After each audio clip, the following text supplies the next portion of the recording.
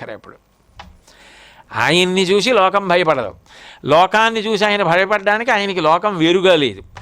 ఆయన లోకాన్ని వేరుగా చూసి ఉద్ధరించడానికి ప్రయత్నం చేస్తున్నప్పుడు ఆపద రాకుండా ఈశ్వరుడి చేత రక్షింపబడే సాధుపురుషుడు.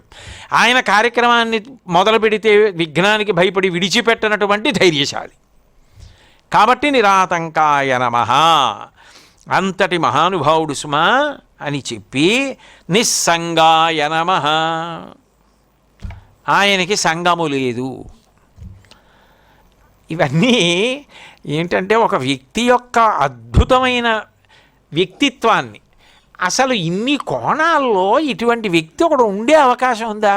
ఇప్పుడు శంకరాచార్యుల వారిని పక్కనెట్టేయండి, ఈ 108 నామాలు చెప్పేసి ఆ 108 నామాలకి ఉండే లక్షణం చెప్పేసి ఇలాంటి వారు ఎవరైనా ఉంటారా అండి అని అడిగాను అనుకోండి, ఆ ఊరుకుందరు అని వెళ్ళిపోతారు. కానీ మన దేశంలో మనం దేనికి వారసులం అంటే అటువంటి మహాపురుషుడు పుట్టిన గడ్డ మీద పుట్టిన వారసులం మనం. ఆయన సిద్ధాంతానికి వారసులం, ఆయన స్తోత్రాలకు వారసులం, ఆయన పూజకి వారసులం. ఎంత అదృష్టం మంది. కాబట్టి నిస్సంగాయ నమః, సంగము లేదు అంటే దేనితో సంగము లేదు? సంగము అంటే కలిసి ఉండడం. కలిసి ఉండడం అన్న మాటే లేదు అంటే ఆయన అసలు ఎవరితోనూ కలవరా? ఎవరితోనూ కలవరా అంటే ఆయన ఎప్పుడూ కలిసే ఉంటారు.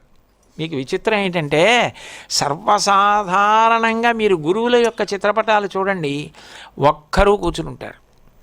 శంకరాచార్యుల వారి చిత్రపటం చూడండి, 4 శిష్యులతో కూర్చుని ఉంటారు. సాధారణంగా ఒక్కరే ఎక్కడ కనపడరు, 4 శిష్యులతో కనపడుతూ ఉంటారు ఎక్కువగా.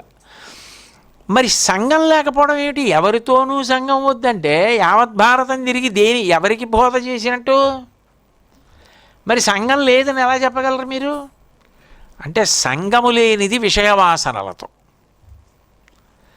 మనకేమిటంటే ఈ దేనితో సంఘము చెందినా విషయవాసన కొరకే. విషయవాసనయే విషవాసన, విషయమే విషము.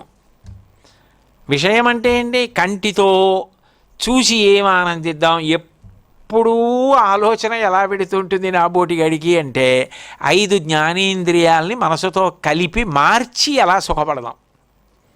ఎందుకంటే మళ్ళీ దానికి ఒక లక్షణం ఉంటుంది. ఒక ఇంద్రియంతో మనసు కలిసి ఉందనుకోండి, అది ఇష్టపడదు, విసుగ్గా ఉందంటుంది. కొంతసేపు ఏమంటుందంటే ఈ ఇంద్రియాన్ని కంటిని వాడుకుని మనసు సుఖపడి ఉంటుంది. అంటే ఏదో నదరగా దానికి అనిపిస్తుంది, దాన్ని చూస్తూ ఉంటుంది, చూసి సంతోషపడుతుంది.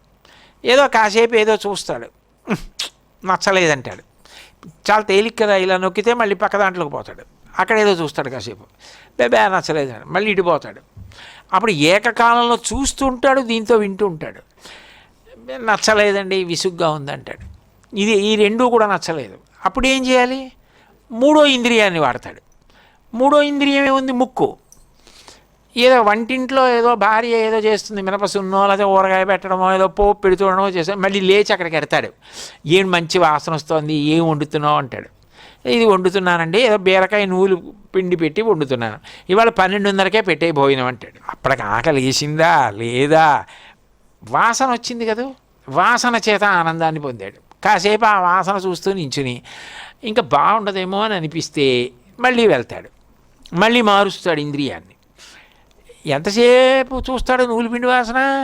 అందుకని చర్మంతో ఏదో దాన్ని ముట్టుకుంటాడు, దీన్ని పట్టుకుంటాడు, ఆ వస్తువు తీస్తాడు, ఇక్కడ పెడతాడు, ఈ వస్తువు తీస్తాడు, అక్కడ పెడతాడు, ఇవన్నీ ఏవో చేస్తాడు.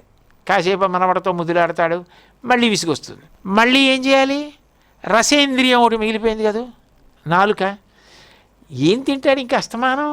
అందుకని ఏదో కొత్త ప్రయోగం చేద్దామని కొత్తగా ఊరగాయ పెడతారు కదా, అందులోంచి చెంచాతో పెచ్చెత్తి ఇంకా బాగా ఊరని పెచ్చి ఎలా ఉంటుందో చూస్తానని కడిగేసి ఆ పెచ్చు నవ్వులుతాడు. కాసేపు పెచ్చు నవ్విలితే ఉపయోగం ఉంది. ఏమిటంటే కుక్క చూడండి ఎముక నవ్వులుతుంది, నేను అలా అనకూడదు కానీ ఉపమానం.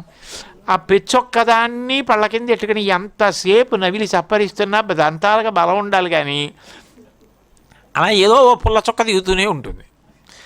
అలా కొంతసేపు అవుతుంది. ఆఖరికి అది ఎంత పీచ్ అయిపోవాలో అంత అయిపోయిన తర్వాత దాన్ని వదిలేస్తాడు, మళ్ళీ మొదలెడతాడు చూడడం. అంటే కళ్ళతో చెవులతో ఇంద్రియాలతో మార్చి మార్చి మార్చి మార్చి మనసుని సుఖపెడతాడు. అయిపోతుంది, ఆకలేస్తుంది, తినేస్తాడు, మళ్ళీ కాసేపు పడుకుంటాడు, తమోగుణం.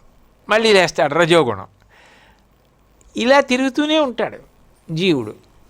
ఇవి విషయములతో సుఖములు అంటారు, ఇంద్రియములతో అనుభవిస్తూ ఉంటారు. శంకర భగవత్పాదులకి 32 సంవత్సరాల జీవితంలో ఈ ఇంద్రియ సుఖముల